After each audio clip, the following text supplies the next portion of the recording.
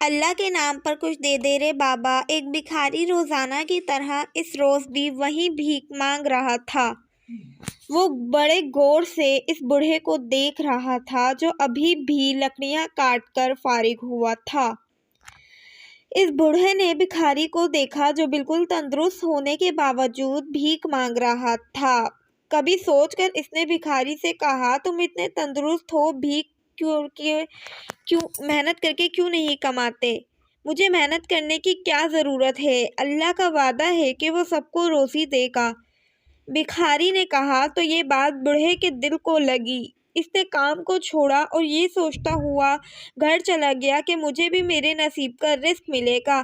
اگلے دن جب لکڑہارے کا شاگرد اسے بلانے آیا تو اس نے بھکاری والی بات اسے بھی بتا دی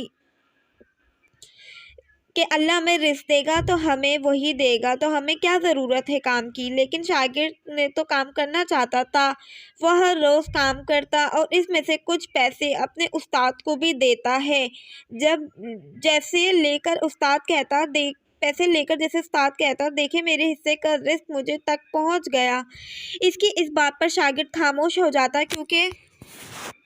کیونکہ وہ اسے سمجھا کر تھک چکا تھا۔ اسی طرح دن گزرتے گئے اور لکڑہارے کا شاگرد اپنی محنت کے پیسے کامیاب ہو جاتا۔ ایک دن وہ اپنے استاد کے پاس آیا اور اس سے کہا، میں نے نیا گھر خرید لیا ہے اور آپ کو اپنے گھر پر کھانے کی دعوت دینے آیا ہوں۔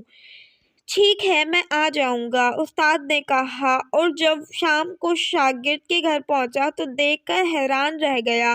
اس نے بہت بڑا گھر بنا لیا ہے، کھانا بھی ایسا شاندار تھا کہ اس نے پہلے کبھی ایسا کھانا نہ کھایا۔ کھانے کے بعد لکڑہارے کا شاگرد بولا، استاد سب مجھے آپ کے سکھائے ہوئے ہنر کی وجہ سے ملا ہے، مگر افسوس ہے کہ آپ سے خود اس ہنر کو بھلا دیا۔ یہ سچ ہے کہ ہر ایک کو اس کے نصیب کا رزق ملتا ہے، مگر اللہ محنت کرنے والوں کو پسند کرتا ہے اور انہیں ان کی محنت کا اجر دیتا ہے۔ اب لکڑہارے کو احساس ہوا تھا کہ اس سے کیا غلطی ہوئی۔ وہ اپنی بے وقوفی پر بہت پچھتایا، مگر اب کیا ہو سکتا تھا۔